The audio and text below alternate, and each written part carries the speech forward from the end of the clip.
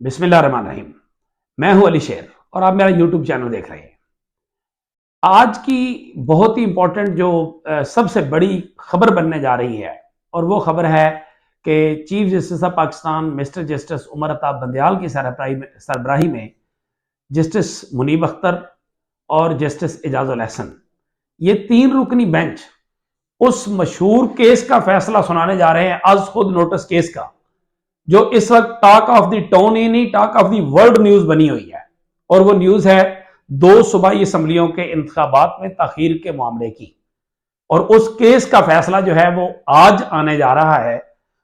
आज ये बेंच जो है ये फैसला सुनाने का कहा गया है। ताहाल ये तो नहीं बताएगा कि कितने बजे ये बेंच ये फैसला सुनाएगा, लेकिन अब की ताजा तरीन लेटेस्ट जो खबर है, मैंने ताखीर से वीडियो भी इस वजह से की कि कुछ चीजें डेवलप हो रही थी और उस डेवलपमेंट में होते होते ये चीज डेवलप होकर सामने आ गई है कि registrar supreme court of Pakistan Ishrat Ali Khan जो है उनको ओएसडी बना दिया गया है फेडरल गवर्नमेंट की तरफ से। आज रात को 8 बजे यानी गुज़िश्ता रात को 8 बजे जो है वो कबीना का एक इजलास हुआ और उस इजलास में काजी फायज ईसा, जस्टिस काजी फायज ईसा साहब जो हैं उनका जो बेंच था, 3 रुकनी बेंच, उसमें से 2 रुकनी बेंच की जो कसरत थी उससे जो फैसला दिया गया था, फिर उसके बाद जो लेटर लिखा गया है चीफ जस्टिस काजी फायज ईसा साहब की तरफ से, किसको, फेडरल कबीना सेक्रेटेरिएट को और एस्टेब्लिशमेंट डिवीजन को, कि इन्होंने चूंकि एक सर्कुलर जारी किया है जो जुडिशियल ऑर्डर को रोकने के लिए है और इन्होंने अपना माइंड अप्लाई नहीं किया, तो इन्होंने ये काम गलत किया है, लिहाजा इसकी खिदमत जो है वो वापस की जाए, सुप्रीम कोर्ट से ये खिदमत वापस ले ली जाए। ये खत काजी फायज ईसा साहब जो हैं उनके थ्रू, जो अब तक की सामने दस्तियाब मालूमात हैं उनके मुताबिक ये थ्रू प्रॉपर चैनल नहीं गया है, यानी सुप्रीम कोर्ट ऑफ पाकिस्तान के चीफ जस्टिस के रवाया से नहीं गया, बल्कि बराह रास्त दिया गया है। और उसके बाद इतनी हंगामी और अचानक फेडरल कैबिनेट मीटिंग की जाती है और फेडरल कैबिनेट की मीटिंग के बाद जो चीज निकलती है वो इशरत अली खान जो है उनको सुप्रीम कोर्ट ऑफ पाकिस्तान से हटाया जाना है, ओएसडी बनाया जाना है और उनको यह कहना है कि आप एस्टेब्लिशमेंट डिवीजन रिपोर्ट करें। ये तो है पहली इब्तदाई खबर। अब इस पे अमल होगा नहीं होगा, आज रात क्या होगा, मतलब जो आज दिन को जो चलेगी डेवलपमेंट आएगी, तो क्या चीफ जस्टिस ऑफ पाकिस्तान इसका नोटिस लेंगे, क्या उसको रिलीज करेंगे नहीं करेंगे, रिलीज करने की जरूरत है या नहीं है। आइन के अंदर यह वाज़ेह है कि रजिस्ट्रार जो है वो चीफ जस्टिस ऑफ पाकिस्तान की मर्जी से लगाया जाएगा और उसको हटाया भी उन्हीं के मर्जी से जाएगा। बाकी जो नीचे ब्यूरोक्रेसी होगी यानी जो अदालती अमला होगा वो रजिस्ट्रार के through chief justice of Pakistan जो है वो उसको डील करेंगे। ये तो एक आईनी पोजीशन बड़ी क्लियर है। अब आ जाते हैं कि ये सब कुछ जो पूरे का पूरा निजाम चला, ये सब कुछ हुआ, ये अब वाइंड अप की तरफ जा रहा है और $1 मिलियन क्वेश्चन ये है कि फैसला क्या आएगा। फैसला ज़ाहिर है अदालत को मालूम है जो भी आएगा, लेकिन बज़ाहिर जो अब तक के दलाइल हैं उनमें नजर आता है कि चूंकि 90 रोज से आगे जाने की कोई शक कोई गुंजाइश है ही नहीं। खुद हुकूमतों ने भी Lahore high court, Peshawar high court और किसी भी जगह के ऊपर प्रेस नहीं किया इस बात को कि हाँ 90 रोज से आगे जाने के लिए ये चीजें मौजूद है आइन के अंदर। बाकी चीजें हैं, दहशतगर्दी है, सिक्योरिटी है, फाइनेंस है, फलान है, वो अपनी जगह पे, लेकिन प्रैक्टिकल बात ये थी। अब आ जाते हैं कुछ इस सारे तनाजर में कुछ सवालात हैं, सिर्फ आज आपके सामने सवालात रखते हैं और उन सवालात की रोशनी में आप खुद भी तजिया कीजिएगा और फिर जब फैसला आएगा तो उसके बाद देखिएगा कि ये सब कुछ क्या हुआ। मिसाल के तौर पे पहला सवाल यह है कि वजीर कानून कहते हैं कि पाकिस्तान बार कौंसिल समेत मुख्तलिफ बार जो थी वो आज खुद नोटिस और बेंच बनाने के चीफ जस्टिस के इख्तियार को जो है वो चाह रही थी कि उसको रेगुलेट किया जाए। तो ये काम पहले क्यों ना कर दिया गया, अभी क्यों किया गया? जब 2 सूबाई असम्बलियों के इलेक्शन का मामला सुप्रीम कोर्ट में आया तो एक अच्छा काम जो है वो एक बुरे वक्त में, जब उसको अच्छे अंदाज को भी बुरे तरीके से लिया जाएगा तो उस वक्त क्यों ना किया, इस वक्त क्यों किया गया? फिर बिलावल भुट्टो जरदारी कहते हैं कि 15 साल पहले भी हमने ऐसा सोचा था। तो भाई 15 साल पहले आपने ऐसा सोचा था तो फिर आपने अमल क्यों ना किया? फिर आइन के बाद रूल्स तो बन गए, लेकिन ये कानून अभी बनाना क्यों याद आया? इससे पहले क्यों ना आया? 50 साल हो चुके आईने पाकिस्तान को बने, लेकिन आइन मौजूद है, उसके नीचे दूसरा फेज जो है वो एक्ट यानी कानून नहीं है और नीचे रूल्स जो है वो सुप्रीम कोर्ट बना के काम चला रही है। ऐसा क्यों ना किया गया 50 साल में? फिर उसके बाद एक और चीज जो इंपॉर्टेंट चीज है वो है कि जब आजम नजीर तारड़ साहब जो है, आपको याद होगा कि जब जजेस की तकर्रियां हो रही थी तो उस वक्त आजम नजीर तारड़ साहब जो थे उन्होंने ये कहा था कि मैंने वजीर आजम के हुक्म पे चीफ जस्टिस की ख्वाहिश पे 2 जूनियर जजों को सपोर्ट किया और एक सीनियर जज जो है उसको लाया है। और आपको यह भी याद होगा इन्होंने इस्तीफा भी दिया था, फिर वापस भी आए थे। तो सवाल यह है कि उस वक्त आपने ऐसा क्यों किया था और 2 जूनियर जज जो है वो बार्स की मुखालफत लेते हुए आपने क्यों उनको सपोर्ट किया था? उस वक्त बार्स की आपने बात क्यों नहीं मानी थी? अब आपको बार्स की बात बड़ी याद आ गई और उसके उस वक्त नहीं आई।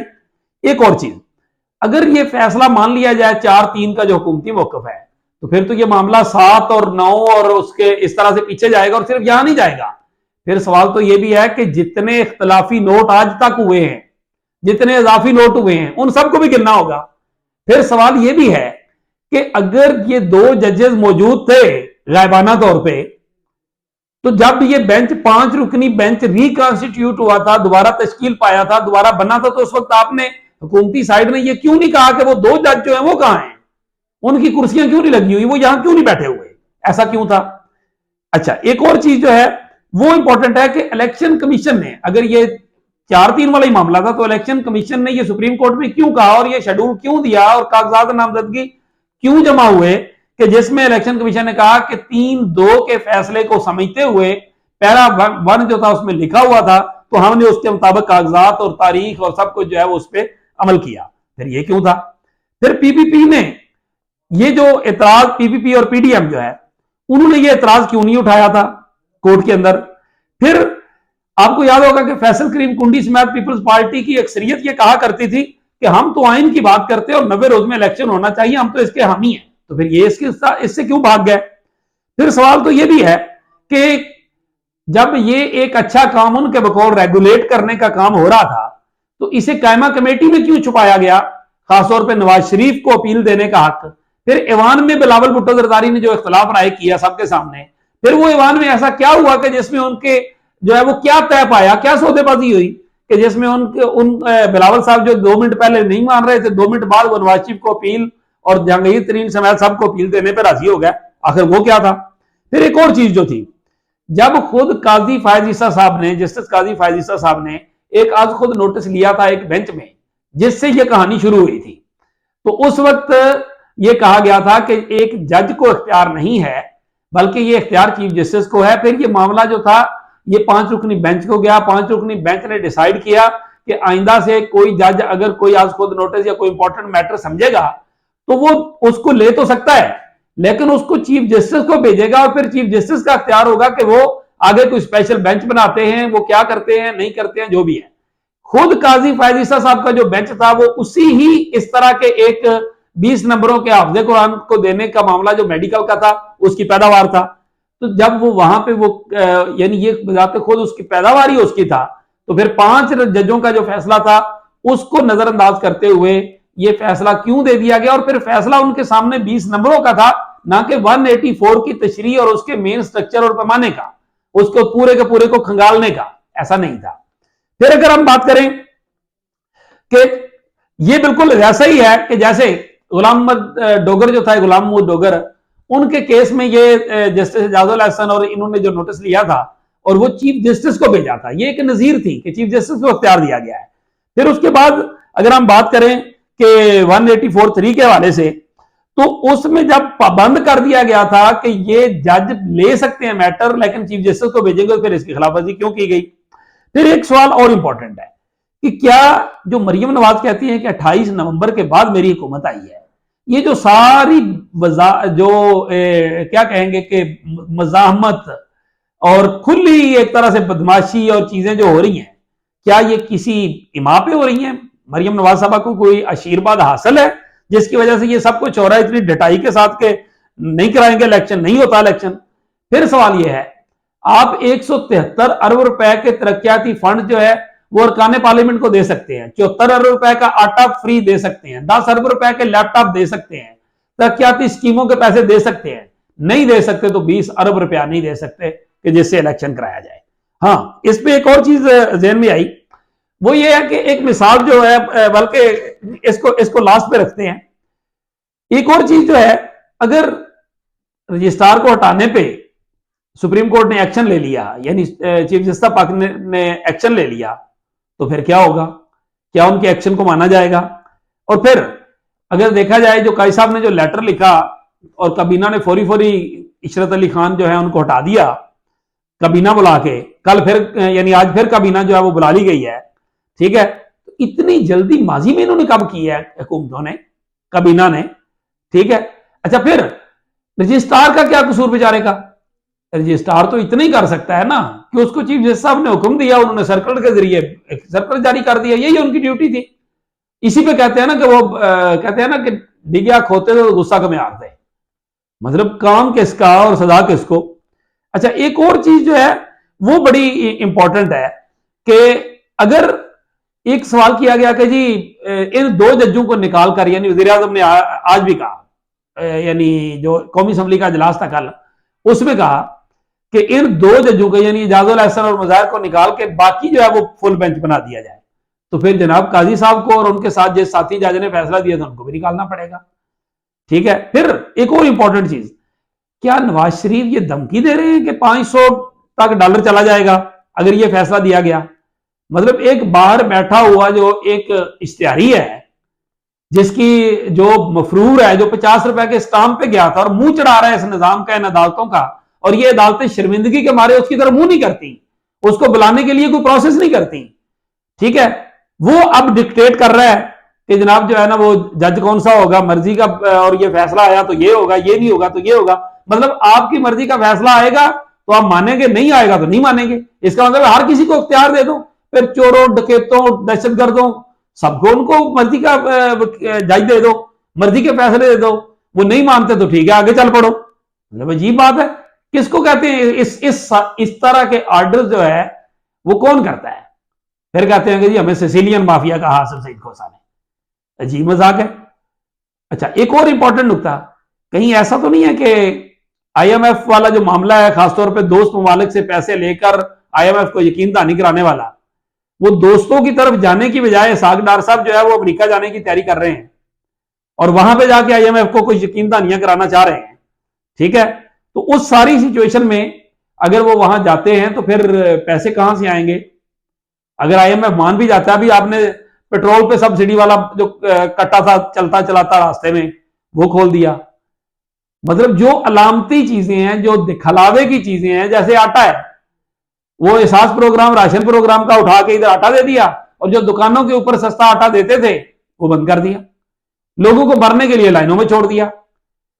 फिर एक और चीज कि जी कहा गया कि जनाब हमने, वज़ीर आज़म साहब ने कहा कि हमने अदालत के बाइकाट का तो नहीं कहा, लेकिन हमने अदम एतमाद का कहा है। तो अदम एतमाद क्या होता है?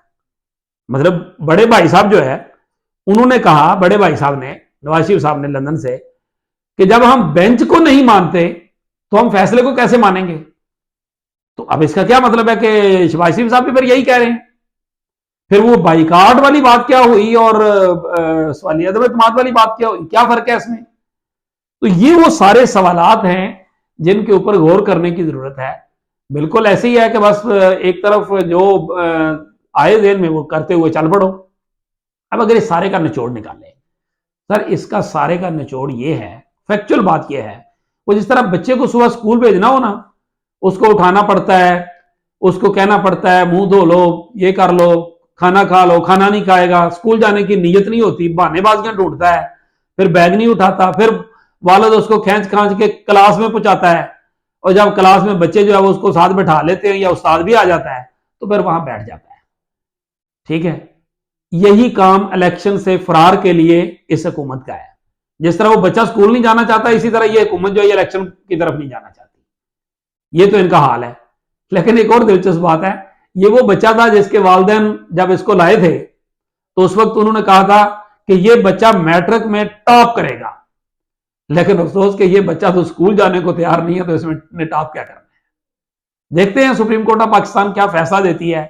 लेकिन अब जिसको कहते हैं ना कि हतमी मराहल आ गए हैं फैसलों के, फैसले की घड़ियों के, देखते हैं कि ऊंट किस करवट बैठता है। इसी के साथ मुझे दीजिए इजाजत। अल्लाह हाफिज।